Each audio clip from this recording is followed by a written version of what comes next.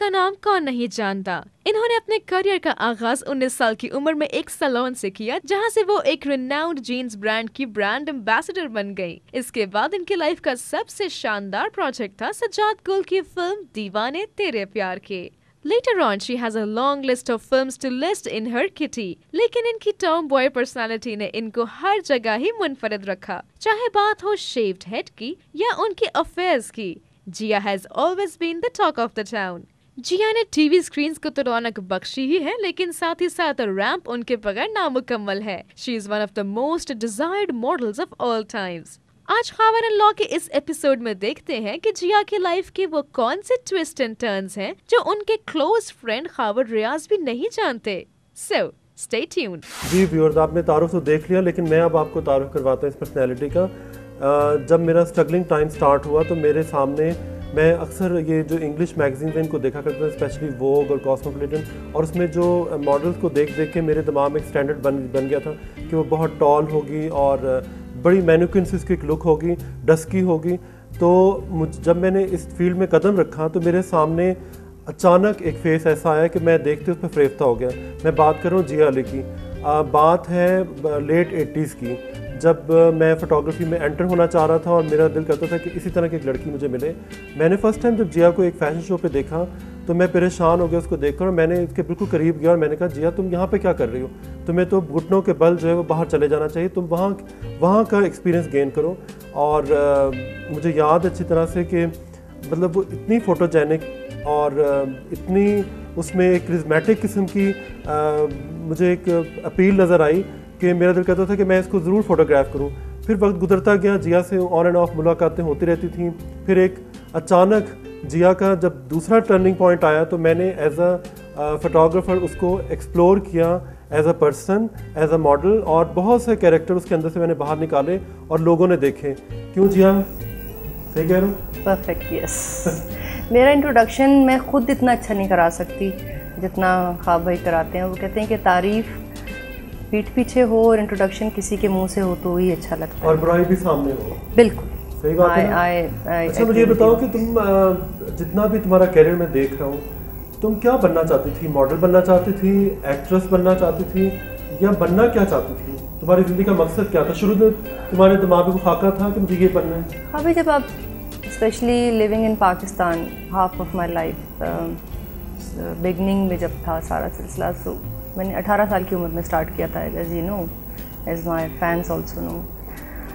उस वक्त आप डिसाइड नहीं कर सकते कुछ, और जो स्पेशली पाकिस्तान में तरबियत दी जाती है लड़कियों के लिए सिर्फ शादी और बच्चों वाली, जो हमारे साथ भी हुआ उस एज में, उसमें आप डिसाइड नहीं कर सकते। लेकिन आपके अंदर जो एक टैलेंट नेचुरली होता है वो खुद ब खुद सामने आ जाता है, जो थोड़ी सी भी कोशिश करे। क्या तुम्हें कोई ऐसा माहौल मिला था जिसने तुम्हें उकसाया कि तुम इस लाइन में आओ? मैं बेसिकली आपको बता चुकी भी हूँ कई दफ़ा, व्यूअर्स को भी, मेरी मंगनी हो चुकी थी और मैं शादी से भागने के लिए मुझे एक बेस्ट ऑप्शन मिली थी कि मेरी नेबर्स में एक खातून थी, वो सांत इंटरनेशनल में काम करती थी, और उन दिनों में लकीली वहाँ एक फ़ैशन शो हो रहा था। तो उन्होंने ऑफ़र दी मुझे, और उन्होंने ही डिस्कवर किया ये चीज़ मेरे अंदर से।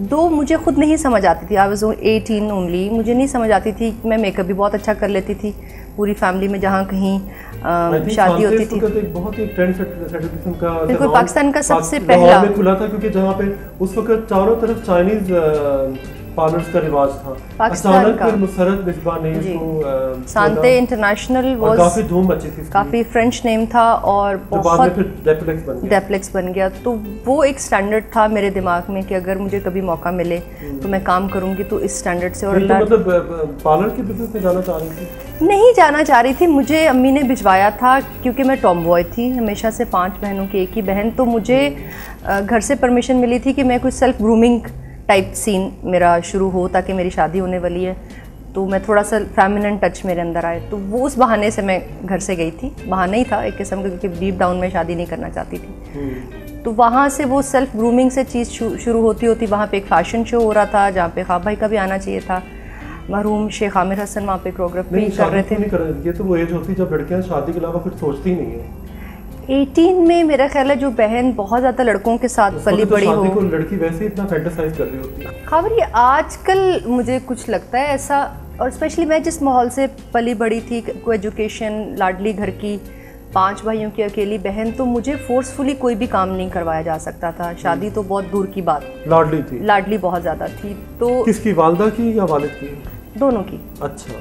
दोनों की बहुत लाडली थी। देखिए तुम्हारा अगर हम लाइफ देखते हैं तो उसमें तुम्हारी वालदा का ज़्यादा किरदार नजर आता है, वालिद तो कहीं दूर दूर नजर आते हैं। Yes, my real father definitely he left us when I was 9, but my stepfather Mushtaq साहब ने बल्कि ज़्यादा मुझे लाडों पे रखा हुआ था। यहाँ तक कि तुमने उनका नाम भी अपने नाम के साथ लगाया। जी, क्योंकि उन्होंने जो जैसे कहते हैं ना कि एक बदतमीज़ी मेरी पर्सनालिटी में अगर अभी भी थोड़ी बहुत नज़र आती है आप लोगों को, तो वो उन्हीं की वजह से है। बिकॉज इतना लाड उन्होंने मुझे दिया लड़कों की तरह कि मेरी माँ अक्सर अम्मी तंग आ जाया करती थी कि ये बिगाड़ रहा है बेटी को। और मेरी मॉडलिंग से वो कुछ ज़्यादा खुश नहीं थे। उन्होंने 2 महीने मुझसे बात नहीं की क्योंकि उनको लगता था एज अ स्टेप फादर लोग इस चीज़ को अच्छा नहीं समझेंगे and blah blah blah. But later on they were very proud of me. उन्होंने कहा कि ये इतने अच्छी जस्टिफाई करती है अपने काम के साथ और इतनी सिंसियर होती है अपने काम के साथ। So that's sir. नहीं, मगर उस वक्त तो हालात ऐसे चल रहे थे, वो कैसे प्राउड हो सकते थे? हालात किस चीज़ के? मतलब बीच में ये हुआ था ना, तुम मॉडलिंग के सीन में आई और तुम्हारी काफ़ी धूम मची और हर तरफ जिया अली हो गई। तुम्हारा जिया अली नाम रखा किसने? तुम्हारा असल नाम तो मुनज़्ज़ा है ना? मेरा निकनेम है जिया एक्चुअली। मुनज़्ज़ा जो है वो सिर्फ पेपर्स में होते हैं, आपको पता है। जब निकनेम घर में इतना फेमस हो और फैमिली में इतना फेमस हो तो रियल नेम कहीं बेचारा छुप के रह जाता है। जिया सजाद गुल ने यूज़ किया था बिकॉज़ मेरा भाई मेरे साथ जाया करता था अक्सर सजाद साहब के ऑफिस, तो वो सब जिया कहते थे। तो सजाद साहब को ये चीज़ क्लिक की बिकॉज़ डेफिनेटली फ़िल्म का पूरी दुनिया में इंडिया पाकिस्तान में भी हमेशा कोई ऐसा नाम यूज़ किया जाता है जो कि क्लिक करे, आवाम के मुंह पे एकदम से चढ़ सके। तो मुनज़्ज़ा थोड़ा मुश्किल था क्योंकि मुनज़्ज़ा से आज भी मुझे उस वक्त भी कोई बुलाता था तो मैं फ़ौरन रिस्पॉन्ड नहीं करती थी, जिया के नाम से करती थी। और अली मेरे छोटे भाई का नाम है सबसे। नहीं, मुनज़्ज़ा नाम ही क्यों मुश्किल था तुम्हारे, बल्कि वो जो लाइफ थी उसके फ़ौरन बाद एक बहुत मुश्किल टाइम आया था जो तुमने पता नहीं किस तरह से उसको कवर किया और आगे बढ़ती चली गई। इवन सांते में मैंने वाज अ मॉडल, तभी भी लोग जिया के नाम से ही मुझे बुलाते थे और जानते थे। मेरे करीबी दोस्त भी सारे, इवन स्टाफ भी मेरा जितना जो मेरी क्रू मेंबर्स थी, because I was working as a model for Musarrat और मैं उनकी मैनेजमेंट में भी थी। मैं रिसेप्शन पे हुआ करती थी, आपको याद है जब शूट्स भी मेरे होते थे। तो उस दौर में तुमसे क्या बेवकूफ़ी हुई थी या जानबूझ के लोग कहते हैं जी इसने कदम उठाया इस तरह का? हाँ भाई, वो जो लड़की एक शादी से भाग के मॉडलिंग की तरफ जा